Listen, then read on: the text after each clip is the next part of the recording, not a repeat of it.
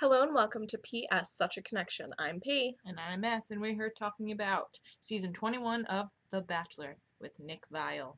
Yeah. And all of those lovely ladies. It's week 2, so these are the first times they have dates. And a lot of stuff went down. A lot of stuff this went episode. down. The most dramatic season of The Bachelor ever. You could say. So right, it starts off with them getting the group date card, whatever. Yep. And there are a bunch of people on it, and they go and they find out they're doing a wedding photo shoot. Which was, I think it was a cute idea, but, like, so if you look at a normal situation, and you go into a first date, let's ignore the fact that this is like a polygamous date. And, like, for a first date, if you're like, let's pretend to be married, it wouldn't go down so well. Yeah, what I didn't like about it was that some of the girls were bridesmaids. Yeah, that wasn't fair. You can come up with more wedding ideas. Come on. And, like, I don't know, that just doesn't make sense to me. Just do it on a week where there's not as many people, or do it with less people if you don't have... Yeah, it's not fair to everyone to not be married to Nick. Yeah, and when you put it like that. No, I agree. It wasn't fair. Yeah, it's just like, I don't know, it's just weird because the card too said always a bridesmaid. So, like, they shouldn't be then again forced into being bridesmaids. That's kind of like what the 1-2 punch there. Yeah. I agree. And he only really connected with the ones that were the brides. Connection, you're right. Like, that one girl tried to make out with his face, and it was super awkward. Yeah. And she was the bridesmaid, but they didn't even show him with any of the other bridesmaids. I personally think all of the ones that tried to kiss him, with the exception of Taylor, was awkward. Yeah. All of the kisses. Like, I just got a sense from, I guess, what we were shown with Nick, like, that he was, like, not into it a lot of the time. Like, he was, like... I mean, clearly he was, though. I guess so. But maybe... Like, maybe he's on board with it, like, inside with, like, the lust and stuff. Yeah. But, yeah, he looked really uncomfortable on the outside. Especially when Corrine was undressing him in the pool. He looked so uncomfortable. He was like, what is happening? Yeah, he didn't know what to say. In general, like, there's a really distinct difference, I think we will find as we talk about this more, between what we were seeing and what Nick's actions told us. Mm-hmm. And one thing that I mentioned to you earlier that I found interesting, there was not a single Nick confessional the whole time. And I don't remember if it's been like that in previous seasons. Yeah. Maybe it is the first week. There were confessions of him during the second group date, though. Right? I guess some with Liz, right? Yeah, some about Liz, kind of. Yeah. So you would think maybe there would be something, I don't know. It was kind of weird. It was kind of weird. We didn't get inside Nick's head at all during the first group date. Yeah. Were there any that you thought were really cute, or went really well? Well, I thought Taylor's went really well. Mm-hmm. And I really thought she should have won the whole thing. She looked gorgeous. Not that any of those girls were look gorgeous, like, but the rest of them, ew. And then, you know, they, like, tried to make the whole Adam and Eve stand out. Which, I don't know, I would feel really uncomfortable if I were her. Yeah. But she did it, and she was a good sport. They didn't show too much of that photo shoot, just the apple that was, like... And, like, Corinne being bitter about it. Yeah. That was it. See, I guess we'll get more into that later, the reasons that we hate Corinne, but... Yeah, there's plenty. Yeah. They start to, like, ease into this whole drama with Taylor and Corinne during this, because Taylor in her confessional says that Corinne, like, around her, like, made a huge announcement about how she was gonna kiss Nick during her photo shoot. Yep. And also Corinne standing there and thinking that, like, you have to be the one wearing the least amount of clothing to look the most beautiful. I thought Taylor looked gorgeous, and she was probably wearing the most amount of clothing. Seriously. It's dumb. It's dumb. Yeah. And, like, and from even the girls were talking about it on the show, Nick's actions subsequently then made it look like that's okay. That's true. Like, if you're wearing the least clothes, that's gonna get you some points. Mm-hmm. Doesn't make sense. And she won the whole photo shoot thing too, which wasn't picked by Nick. It was picked by the photographer, and I feel like I've seen him somewhere else, and he's also been a skis, but maybe that's just me projecting. Maybe I liked his accent.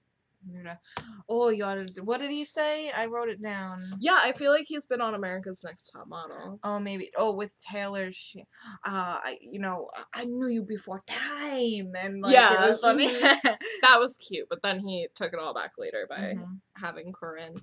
Yeah. And like, yeah, whatever. Yeah. It wasn't cute. It just wasn't cute. Not even like everyone on Twitter was reading it the same way as us. I don't, and I'll give it to The Bachelor. They're good at making villains, you know. Yeah. But okay, it's one thing to, that's a good picture, taking off your top and having the back without anything on it. That's a cute picture. But when she turns around and says, "Grab my boob," like, that's true. That's definitely where it becomes something, like, slutty. It's just slutty. Yeah. That's the only word that can be used to describe it, because you're in front of a group of other people who are also there for the same his attention. Yeah. Like, it's maybe not even slutty, just, like, rude. Rude, not classy. Yeah. It's not, I don't know, the way like, if I were looking for a guy, and I was all these girls here, and Nick then validates this behavior, I would feel like, honestly, like, oh, is that the kind of girl that he finds attractive? Because, like, you wouldn't want to think that, you know? I don't know, maybe when you get all, like, swept up in the moment, I would leave, though, I feel like. I would be like, that's not who I am, and that's not what I'm willing to do. Exactly. Even for love. So then we kind of hinted at it, but then Corinne gets the group date rose. Yeah, and there was a whole bunch of drama there, too, because she went and interrupted everyone.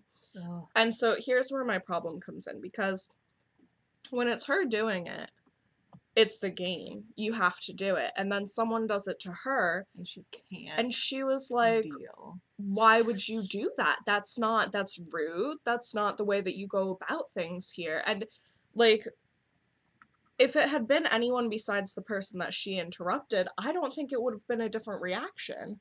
Like, she was like, I interrupted her. She can't re-interrupt me. Right?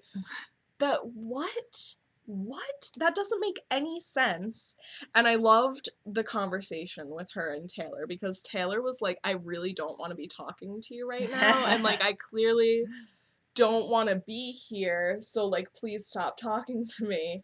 And she, like, just keeps going on. And then she's like, you don't seem to be okay with this. You don't seem to be okay with this. And I would be like, there's a crazy person sitting next to me, and I don't want her talking to me anymore. Like, she might just all of a sudden up and stab me. I don't want to be next to her reassuring her that I'm not upset about something. That, I mean, she really probably wasn't upset about it, because she went and got her time back. We all know who was upset, and it wasn't Taylor. Like, yeah, the only reason Corinne was going at her was because she was being dumb. Mm-hmm. That's the only reason. I also want to, on that first date, give a shout out to my little baby Raven, because they didn't show a lot of her this week, but what they showed of her was absolute perfection. Yes. And I feel like she was probably one of the bridesmaids, because I don't remember her having a solo shoot with him. No. I don't remember. And she was perfect and beautiful, and they had a little conversation about, like, butterflies or something. I don't know, something perfect, I'm assuming. The occult? Butterflies? Whatever? No, that's on their one-on-one date. They'll get to that later. You can't just throw out the cult situation.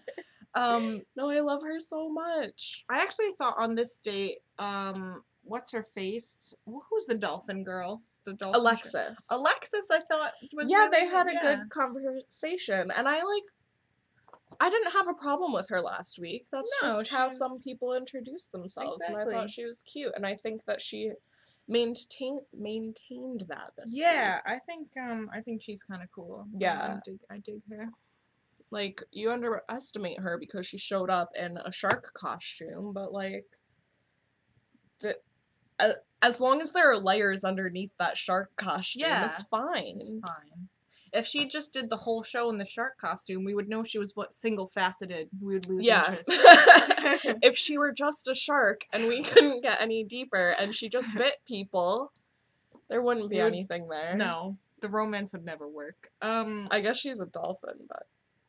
Dolphin, shark. It's... At this point, they're basically the same thing. Yes. What's the difference? I don't remember. No one does. So then we get to the one-on-one, which I called. I knew it was gonna be Danielle M. Yes, which I got her and Sarah mixed up. I still get them mixed up, like all the girls. But, yes, I really like her. Yeah, she's awesome, and they had an amazing date. Yeah, you know, what struck me is that, like, during their one-on-one, when they were, like, on the yacht and doing that kind of thing, they were cutting to Liz a lot. Yeah.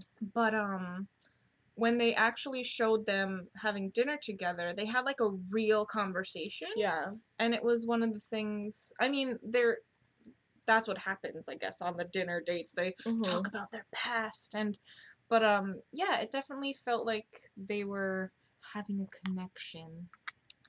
Yeah, they also, like, threw out all the stops in that first date. Like, what's the next date gonna be like? We already have helicopter, yacht, and Ferris wheel. There's no more romantic things left. Hot air balloon ride. Oh, okay. There's one. That's the only...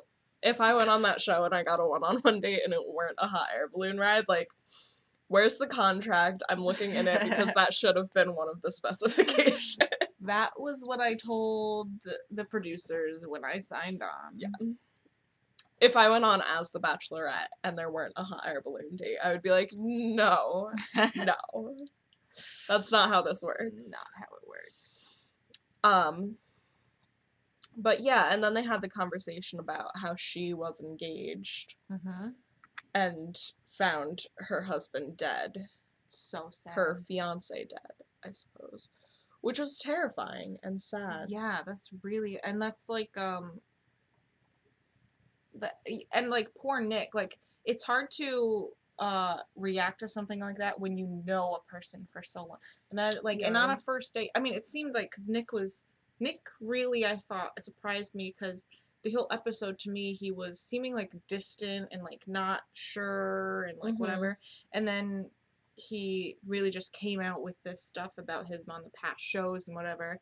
And I thought, you know, I liked that. He was, like, bringing something to the table. Yeah. And then, Danielle obviously then felt it was, like, right to then share her story. But, yeah, I thought it went well. Yeah. Yeah, and I wondered if she said it was 5 years before.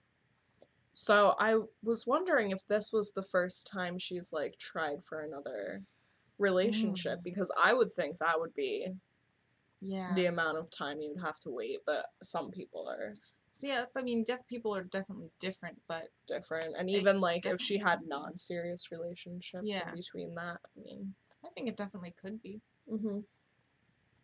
Cool. We'll find out. Yeah. And then there's all in between that, there's this whole Liz situation, where she's like, see, I feel like producers were like, don't you feel like comfortable enough with someone to tell them like what happened? And she was like, yeah, definitely. Tell Kristen. I really like Kristen. I think she's super cute. Yeah, she reminds me of someone who I like, so I like her. Yeah, that makes sense. Yeah, but she seems, and she also didn't like go and tell everyone else. She did bring it up with Nick, but also at that point Liz had done it on stage in front of everyone, yeah, so which no one seemed to pick up on. No one. They were Everyone was like, "Oh my god, you're like really good at making things up. You're taking this in a different direction than the rest of us." Wow. Yeah. I don't know what people thought. Yeah. You're a really good improviser. Mm-hmm. Are you like going into acting or something? It happened. Yeah. And she uses her phone to like, right? I wrote this down because I can't remember what we did. So, but yeah, and I can't remember, well, because Nick brought up the whole tenseness, right? And then, so I don't think it was wrong to tell Nick that she knew, because she didn't tell any of the other girls. Yeah. Yeah. Mm-hmm. Exactly. Yeah. And so, yeah, they go on that date, and they go to the Museum of Broken Hearts and everything, and they have to break up with him. Which I didn't think I would like. No.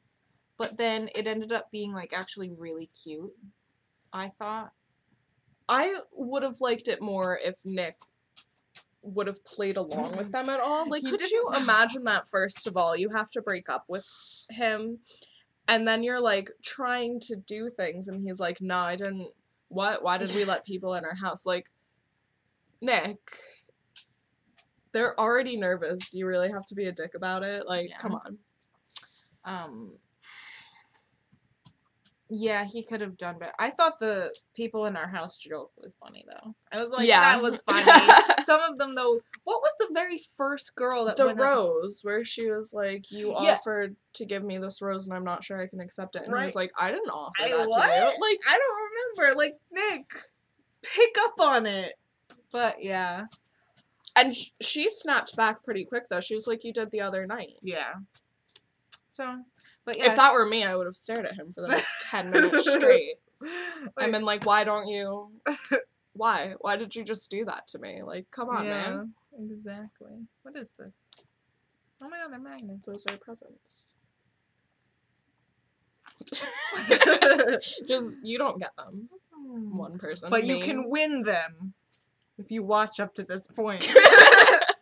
We'll mail them to you. You can't actually, because they're for other people, but I'll mail you Steph will buy you new ones. You'll get something. She'll fly to Spain and pick up some more. Anything for the fans. Anything for you. One viewer. Thank you for watching. Anyway. So then the group date, afterwards, they're having good conversations with people. I don't remember really any of them. No, they really didn't show any besides. I think they showed one where he was like, they were cutting to him in his confessional, and he was like, someone's gonna bring up Liz. But they didn't really show the conversation with whoever the girl was. And then it was just the conversation with Kristen, and then the conversation with Liz. Yeah. Which turned out basically the way I expected it to. I actually thought they were going to drag it out, and Liz was going to be there next week, too, for the rose ceremony, which they clearly weren't going to have tonight. Yeah. So dumb. Why do they have to do that? Like, in general, they don't have to do it, and then, like, now, they don't have to do it the second episode. Like, come on. Yeah. I don't like it. I get. It does, and it, like, messes everything up in terms of, like, who went home when, you know? Yeah. It's, like, hard to think back and be like, oh, they went home the 3rd week, but they actually went home the 2nd week, and it's just dumb, and I don't like it. So there's supposed to be logic to this system, and they're just and there's, throwing like, it out the window. There's no reason that they can't just finish a week for us.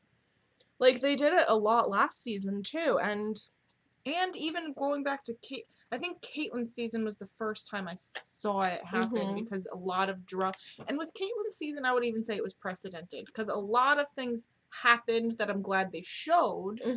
But then, like, moving on, they were like, this is a good idea. Yeah. Like, which, like, I don't know. We're gonna come back and watch. Yeah. Even if you show us who went home this week. Like, it's not... I don't know. I don't like that style. Like, I just wish it would be wrapped up. And then you can move to the next week and the next week. But exactly. Whatever. They have their things. It must work with their ratings. Like, they know what they're doing, but it bothers the F out of me, so. Yes. So that was it. And then Nick talks to Liz, and... Who got the rose on that? Or, no, they didn't show him giving it out because they're done. Yeah. So he talks to Liz, and that's it. He's like... Yeah. And it totally meant, like, it was just so clear. The more he was like, well, like, you probably could have called me. She wasn't just like, there's so many simple answers to that if she actually just wanted. And instead of, like, saying, like, oh, well, I didn't feel comfortable or whatever, she said, well, I knew you were busy with Bachelor in Paradise. Right? Like, come on. Yeah, I don't know. And, like, yeah, there's just so much. And so he picks up on it at the very least. I'm glad he didn't keep her around, or they didn't make thank him. God. So he sent her on her way, and everyone was happy, except Liz. Until next week, because they all start freaking the frick out. Well, besides for Corinne, I don't think they'll freak out too much. Like, yeah, they did show Corinne, like, having a freaking... And it could be entirely unrelated, so we don't It could be. Yeah, that's true. It just... I mean, too, with him being like, I don't know if the girls are gonna want to stay or not, like, that has to be someone being like, don't you think maybe one of the girls will want to go home? And him being like, well, yeah, it would be terrible if one of them went home, and then, like, cutting it to make it be like, oh, maybe one of them will go home. But, like, if you really think someone will leave because you made a decision about someone else leaving because they weren't here for the right reasons, it's dumb. That doesn't make any sense. It's like what he said. He was like, the more that she talks, the less she makes sense. The more that they bring up that him sending a girl home for him not having this connection with her and thinking other girls are going to go home, the less it makes sense. Doesn't make sense. So, yeah. The connection count for the episode was 16. Pretty high. Good, yeah. Last week it was like 10, right? I don't remember. I think it may have been less than that. Something. We're not doing as well as Finding Prince Charming, but yeah, better than last season. We did have... Who was that one girl who said connection like 10 times in her opening interview? I don't know. We have to look that up because she is the boss and I love her. I love her. Raven had the first connection of the season because she's a beautiful turtle dove made of lemon drops, and I love her. Verified fact. Yes. So now is the time where we unceremoniously cross off the person who went home. So there's that for you.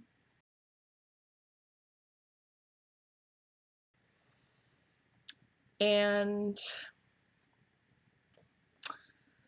we will see you next week. Tune in on Twitter at Such a Connection. Follow us. Tell us what you think. And we will see you. Bye.